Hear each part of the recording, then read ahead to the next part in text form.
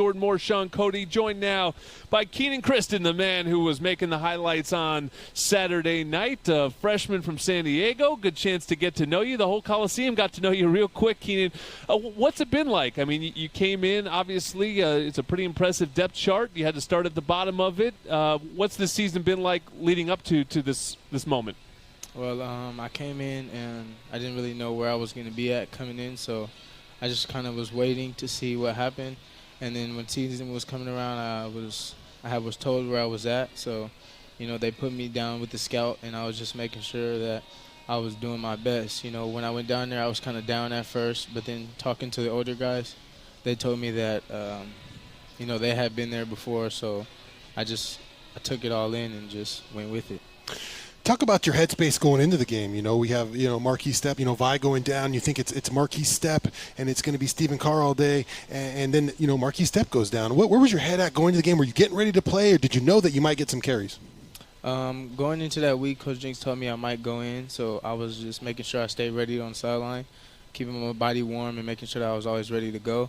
And then once Stephen Carr and Marquis went down, I had to go in there and make sure I was ready. I couldn't go in without being ready. So. Were you nervous? I wasn't.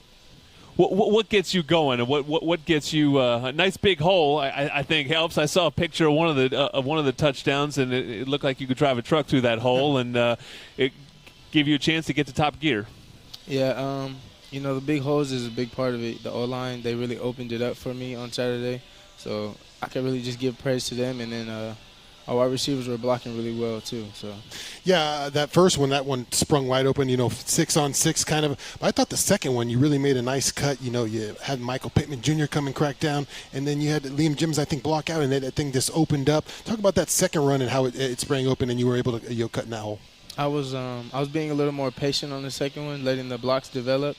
And right as Pitt made his block, I cut off of him and just went to the end zone. And then you just run as fast as you can because you're pretty fast, right? Yes, sir. Well, Coach said, obviously, unfortunately, Marquis Step is out for some time. Stephen Carr had banged up with the hamstring. It's sort of your show all of a sudden. It's amazing how quickly life can change. How do you prepare for Colorado this week, knowing, hey, maybe 20 carries are in your future on Friday night? I'm just doing whatever they tell me. I'm making sure I'm still listening to the older guys because, they can always help me off the field. Even though they're not there playing with me, they can still help me with whatever I need to do.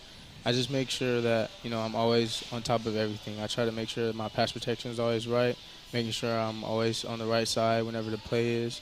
So I'm just really trying to be perfect out of practice.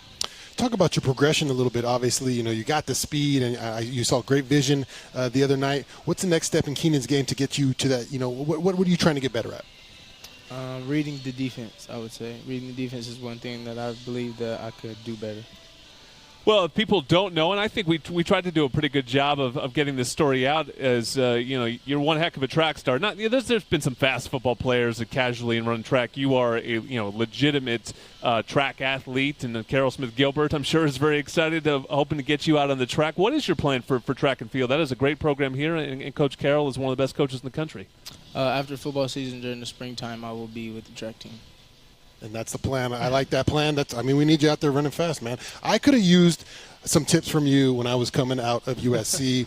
I was a pretty good football player, but then they asked me to run a 40-yard dash. What did you run it in the combine? I don't remember. 5 flat maybe as a 300-pounder, but it wasn't good, whatever it was, because, it probably knocked my draft stock down. What's a tip when I'm out there on the track, big 300-pounder, trying to run 40-yard dash? What do I do? Do I got to stay down? Give me your best tip for running that 40-yard dash. I would say just drive. You really got to. My zero step was terrible, man. I didn't get those hips through. I was bad. Yeah, your start is everything. If you have a bad start, it's probably not going to be a good time. So you got to make sure your start is good and keep driving all the way through. Valus Jones says he's faster than you. What do you think about that? I don't think so. Is there a difference between track speed and football speed?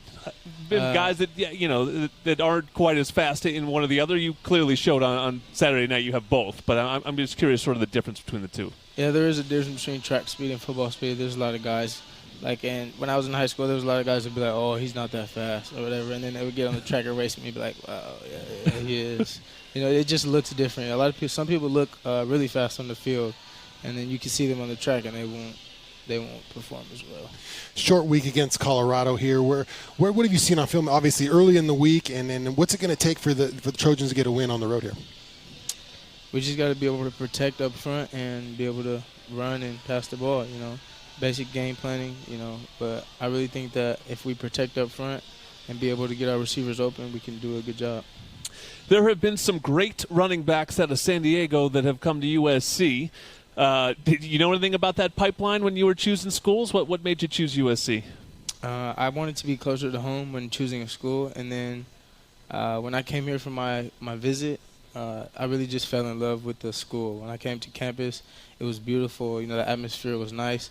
And then when I got with the team, I just really felt at home. Like, they really made me feel like I was already a part of the team, even though I wasn't. How's the body feeling after that game, getting all those reps? It's probably been a while since you took that many reps and that many shots in a game. How's the body holding up, and how are you going to get ready for the game on a short week? I was a little sore in the neck area, but I'm good now. I just make sure I stay. Was that from looking back on the whiplash, man? Was that saying looking at the safety? Two of the carries, no one touched you. That was easy. Yeah, I just making sure I stay in the training room, making sure I get with all our trainers to make sure my body is right for Friday. All right, thank you, Kenan. Thanks to all our guests tonight. Trojans Live is a production of USC Sports Properties. Our producer and engineer, Rick Cutler. Production assistance by Katie Ryan. Executive producer is Drew DeHart. Board op, Andre Padilla. Follow us all season long at twitter.com/